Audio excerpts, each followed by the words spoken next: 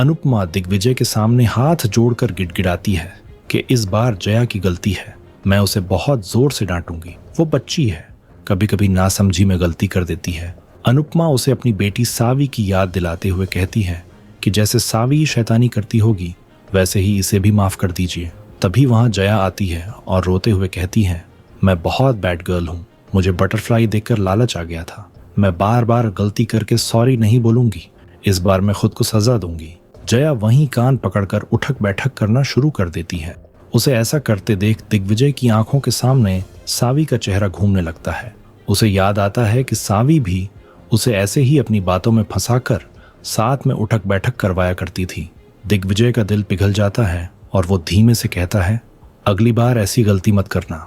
दिग्विजय वहां से अपने कमरे में चला जाता है और अनुपमा जया को गले लगाकर रोने लगती है। अनुपमा को अनुज और राही की याद आती है और वो सोचती है कि राही तो दूर थी पर मिल सकती थी, यहाँ तो सावी कभी लौटकर नहीं आ सकती। दिग्विजय कमरे में सावी की यादों में खो जाता है। उसे सावी की आवाज सुनाई देती है कि मेरा कैफे मेरा सबसे बड़ा सपना है, प्लीज इसे जल्दी पूरा कर दो। दिग्विजय उसे याद दिलाता है कि बच्चे माँ बाप का सपना पूरा करते हैं, पर सावी कहती थी कि उसके कैफे के खाने में प्यार और मिठास होगी। इधर अनुपमा डायरी में लिखी वो बातें याद करती है जहां सावी ने लिखा था कि उसकी इंस्पिरेशन जोशी बहन की रसोई है। अनुपमा यूट्यूब पर अपने पुराने वीडियो देखती है और समर को याद करके इमोशनल हो जाती है। वो सोचती है कि समर का जाना ऐसा था जैसे पतंग की डोर कट गई हो। उधर दिग्विजय खुद से कहता है कि जिस बाप ने अपनी बच्ची को खोया हो वो ईश्वर को भी गुनहगार मानता है। अनुपमा महसूस करती है कि गम और गिल्ट इंसान को बर्बाद कर देते हैं। वो संकल्प लेती है कि इस घर से इस गम को धक्के मारकर बाहर निकालना ही होगा। वो सोचती है कि ये कितनी अजीब बात है, जो सावी कभी उसकी फैन थी आज वही सावी के घर में रह रही है। दूसरी तरफ प्रेरणा ऑफिस के लिए पहुंचती है और सोचती है कि आज प्रेम लेट हो गया है और वो टाइम पर है। तभी उसकी नजर गौतम पर पड़ती है जो एक अनजान लड़की के साथ खड़ा होता है। प्रेरणा हैरान रह जाती है। वो सोचती है कि गौतम ने सबकी जिंदगी बर्बाद कर रखी है और अब वो माही को भी धोखा दे रहा है। वो चाहती है कि प्रेम जल्दी आए और ये सब अपनी आंखों से देख ले। तभी प्रेम वहां पहुंचता है और प्रेरणा से माफी मांगता है। गौतम और वो लड़की उन्हें देख लेते हैं। गौतम चुपके से प्रेम और प्रेरणा का वीडियो रिकॉर्ड करना शुरू कर देता है। अचानक एक तेज रफ्तार बाइक प्रेरणा की तरफ आती है और उसे चोट लगने वाली होती है, पर प्रेम फुर्ती से उसे बचा लेता है। गौतम ये देख बहुत खुश होता है। वो सोचता है कि जो प्रेरणा उसे जूती की नोक पर रखने की बात करती थी, अब वो उसे इसी वीडियो से डराएगा।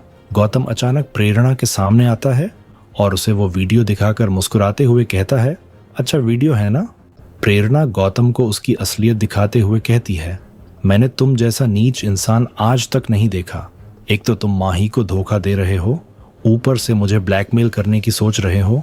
वो गौतम को चुनौती देती है कि वो जाकर सबको सच बता दे। प्रेरणा निडर होकर वहां से जाने लगती है, पर गौतम के पास एक और चाल होता है। वो हंसते हुए कहता है, ये वीडियो न सही, पर तुम्हारी आंखों में प्रेम के लिए जो प्यार है उसे राही कभी न कभी देख ही लेगी। वो धमकी देता है कि वो राही को वो तस्वीरें दिखा देगा जिनमें प्रेरणा प्रेम को निहार रही होती है। प्रेरणा सहम कर वहां से चली जाती है। गौतम अपनी जीत पर मुस्कुराता है और खुद को सांप नहीं बल्कि एक ऐसी मकड़ी बताता है जो जाल बुनकर सबको फंसा लेती है। दूसरी ओर दिग्विजय अपनी बेटी सावी की यादों में डूबा हुआ होता है। वो पूरी तरह टूट चुका होता है और जिंदगी का हाथ छोड़ने की बात करता है। लेकिन वहीं दूसरी तरफ अनुपमा खुद को संभाल रही होती है। वो बापूजी की बात याद करती है कि गिल्ट का गहना उतार देना चाहिए। अनुपमा आईने के सामने खड़ी होकर खुद से कहती है, आज मेरी नौकरी का पहला दिन है, मैं अपनी जिंदगी को कंप्यूटर की तरह रिबूट करूंगी। जहां दिग्विजय मौत में दवा ढूंढ रहा है, वहीं अनुपमा दर्द के साथ जीना सीखकर उसे ही दवा बनाने का संकल्प ले रही होती है। दूसरी ओर शाह हाउस में लीला और बापूजी का पॉडकास्ट चल रहा होता है। आज की गेस्ट चंद्रिका होती है, जो एक रईस खानदान की बेटी है। लीला उसकी क्लास लगाते हुए पूछती हैं कि क्या उसके पिता के पास इतना पैसा है कि उन्होंने कोई रोड अपने नाम करवाई है। जब चंद्रिका मना करती है तो लीला ताने मारती है कि तुम रोड पर ऐसे डांस क्यों कर रही थी जैसे वो तुम्हारे बाप की हो। चंद्रिका अपमानित महसूस करती है और पॉडकास्ट बीच में छोड़कर चली जाती है। बापूजी लीला को समझाते हैं कि इसी पॉडकास्ट से घर का खर्चा चल रहा है, पर लीला अपनी मज़ेदार और कड़वी बातें बंद नहीं करती। दूसरी ओर अनुपमा अपनी नौकरी पर जाने से पहले घर के काम समेट रही होती है।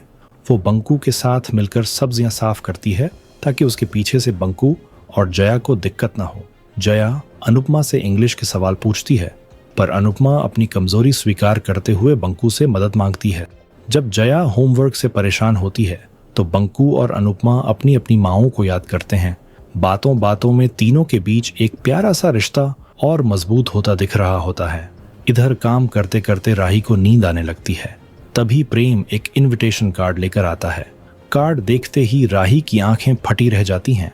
कार्ड पर लिखा होता है, अनुपमा, हेड शेफ। प्रेम बताता है कि कान्हा जी की कृपा से उनका सपना पूरा होने वाला है। वो राही का शुक्रिया अदा करता है कि जब उसने खुद पर शक किया तब राही ने उस पर भरोसा किया। राही उसे गले लगा लेती है।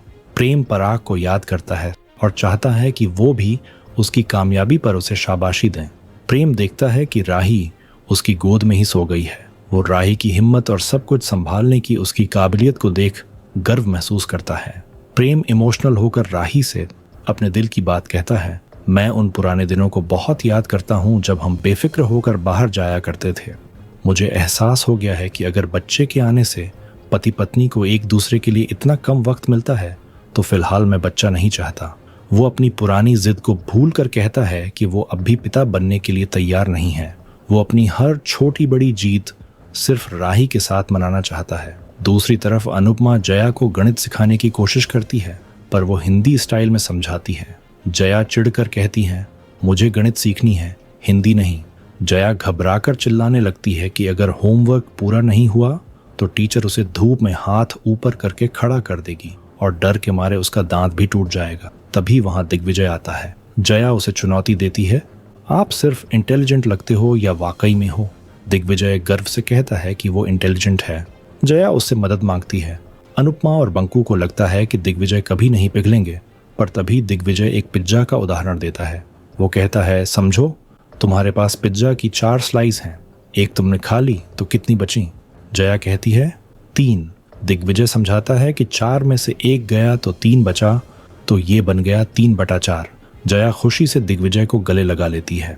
दिग्विजय उसे अगली बार केक का उदाहरण सोचने को कहकर वहां से चला जाता है। बंकू हैरान होकर खुद को थप्पड़ मारता है कि कहीं वो सपना तो नहीं देख रहा। अनुपमा मुस्कुराकर कहती है कि दिग्विजय जी ने बस उदासी के बादल ओढ़ रखे हैं, जब ये छंटेंगे तो उनकी अच्छाई सबको दिखेगी। आने वाले एपिसोड में देखने को मिलेगा अनुपमा अपनी नौकरी के लिए तैयार होती है।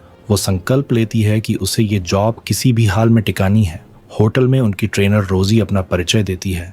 मेरा नाम रोजी है, पर मैं गुलाब की तरह सॉफ्ट नहीं हूँ। मैं बहुत स्ट्रिक्ट हूँ, तो मुझसे बचकर रहना। अनुपमा अपना काम शुरू ही करती है कि वहाँ पॉल पहुँच जाता है। अनुपमा पॉल की आवाज़ सुनते ही सहम जाती है। पॉल कमरे से बाहर निकलते समय शीशे में अनुपमा को देख लेता है और समझ जाता है कि वो यहाँ काम कर रही है। पॉल तुरंत रोजी को साइड में ले जाता है और उसे भड़काते हुए कहता है, ये अनुपमा जोशी यहाँ काम कर रही है, इसकी वजह से मेरी लाइफ बर्बाद हो रही है। पॉल रोजी पर दबाव डालता है कि वो अनुपमा को किसी भी हाल में इस नौकरी से निकलवा दे। आपको क्या लगता है, क्या रोजी अनुपमा को जॉब से निकाल देगी? और क्या पॉल और अनुपमा के बीच की लड़ाई लंबी चलने वाली है? कमेंट करके ज़रूर बताएं।